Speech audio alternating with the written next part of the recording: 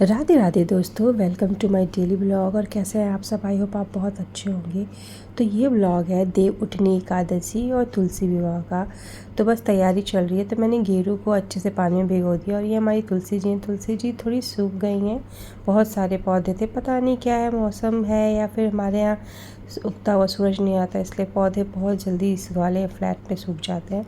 तो तुलसी जी फिर भी हरी भरी थी, तो उम्मीद था। और कार्तिक मास में दूसरी तुलसी जी लगा नहीं सकते थे, इसलिए मैंने उन्हीं को बहुत अच्छे से गमले को पोंछ के अच्छे से गेरू रंग से सजा दिया है, जैसे मुझे आता है।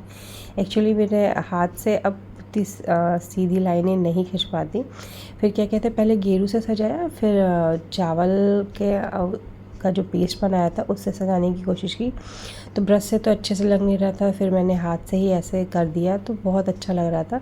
अब बारी है देव उठनी एकादशी की चौक पूरने की। तो सबसे पहले मैंने स्क्वायर शेप में गेरू रंग से चौक बना लिया, मतलब चौक में चौमुख बाउंड्री बना ली।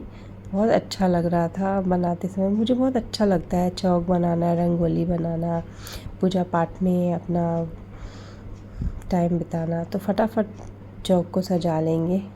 उसके बाद से सबसे इम्पॉर्टेंट चीज़ आज के लिए देव का, यानी कि श्री हरि विष्णु जी का पाँव बनाना। तो मैंने पाँव बनाया उनके। इनको सबसे इम्पॉर्टेंट ये होता है, अगर आपको चौक बहुत बड़ी नहीं बनानी है तो आप छोटा सा चौक बना के सिर्फ उनके श्री हरि विष्णु जी के पाँव बना दीजिए, वही बहुत इम्पॉर्टेंट होता है आज के दिन। तो सबसे पहले हमने देव यानी कि श्री हरि विष्णु जी के पाँव बनाए, फिर लक्ष्मी जी और विष्णु जी को बनाया, विष्णु जी के हाथ पे चक्र और शंख बनाया। आपको जो जैसा चाहे वैसा बना सकते हैं। मुझे कुछ चीज़ें भूल जाती हैं, हर साल बनाती हूँ फिर भी भूल जाती है। उसके बाद से मैंने क्या बनाया, श्रीलिखा, जो भी आपको अच्छा लगे लिख सकते हैं। फिर मैंने आंवले का पेड़ बनाया। और मुझे बहुत सारी चीज़ें बनानी थी, गन्ना वन्ना सब बनाना था, बट होता है ना, मैं बता तो रही हूँ कि कुछ चीज़ें मैं भूल जाती हूँ।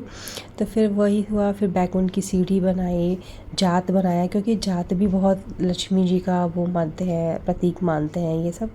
देखिए, जिससे घर की गृहिणियाँ काम करें वो सब लक्ष्मी जी का प्रतीक है। फिर मैंने गौ माता और गौ माता के बच्चे के पाँव बनाए। ऐसे ही करके धीरे धीरे चौक को बनाएंगे। और फटाफट, जब तक मैं चौक बना रही हूँ, आप लोग मेरे चैनल को सब्सक्राइब करिए अगर अभी तक नहीं किया है तो। और कमेंट में बताइए कि आप लोग को कैसा लगा मेरा ये वीडियो। और अगर आपको वीडियो अच्छा लगा हो तो प्लीज़ अपने फ्रेंड और फैमिली में शेयर ज़रूर करिएगा और कमेंट ज़रूर करिएगा। तो फटाफट मैंने केले का भी पेड़ बनाया, फिर 5 देव को बनाया।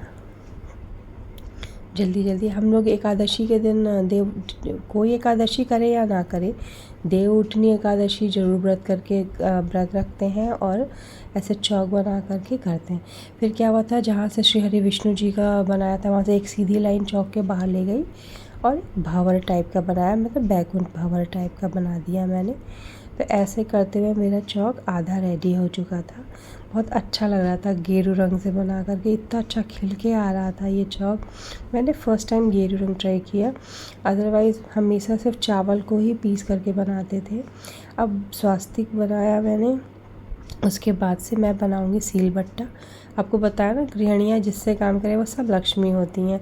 आप कुछ भी बना सकते हैं। मैंने सिलबट्टा बनाया।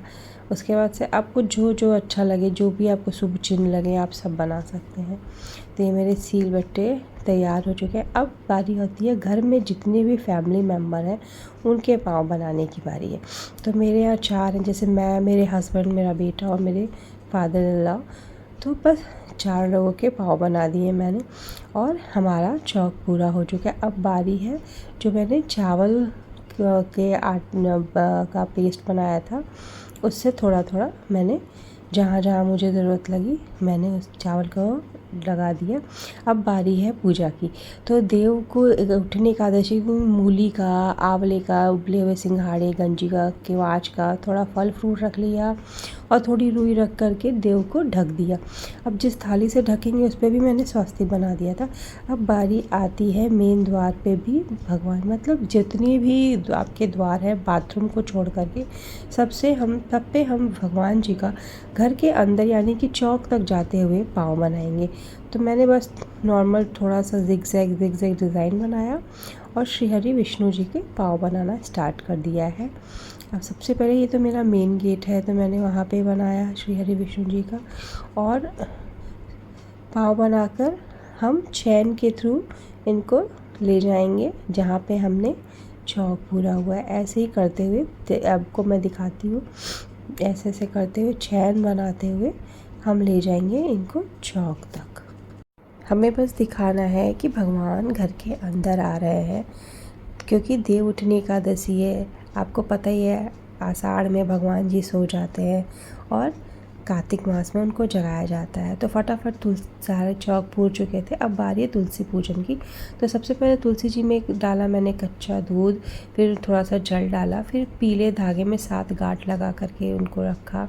उसके बाद से सारा श्रृंगार का सामान जैसे चूड़ी, सिंदूर, बिंदी, मेहंदी, आलता, ये सब उनके पास रख दिया, और उसके बाद से उनको प्यारी सी लाल रंग की चुनरी ओढ़ा दी। अगर आपके पास साड़ी हो, सूट हो, जो हो आप चाहे वो कर सकते हैं। फिर क्या किया, मैंने मोली लिया, तोड़ा और उनके ऊपर रख दिया। अब बारी है देव को उठाने की। तो पहले मैंने दिए जला दूँगी तुलसी जी के पास, और जो देव को ढका हुआ है थाली से उस पर भी चढ़ा दूँगी, दिया जला के फूल चढ़ा दूँगी थोड़े से। तो हमारे यहाँ बेसिकली कार्तिक में सिर्फ एक दिया जलता है तुलसी जी को, लेकिन आज के दिन 9 दिया जलता है, जैसे विष्णु जी को, लक्ष्मी जी को, काली जी को, सरस्वती जी को, साकर कुतिया, राग हार जमराज, तुलसी जी को। अब देव को उठाने की बारी है, तो गाना गाते उठो देव, जागो देव, देव को देव मनाओ देव करके फिर आरती वारती किया और हमारा ये पूजन ख़त्म। फिर गन्ने का भोग लगाया और जो मूली तुलसी जी के पास रखी थी वो देव के पास रख दिया। ऐसे करके मेरी पूजा संपन्न हुई। अब इस ब्लॉग को यहीं करेंगे एंड फिर मिलेंगे एक नए दिन एक नए ब्लॉग के साथ। तब तक के लिए बाय बाय।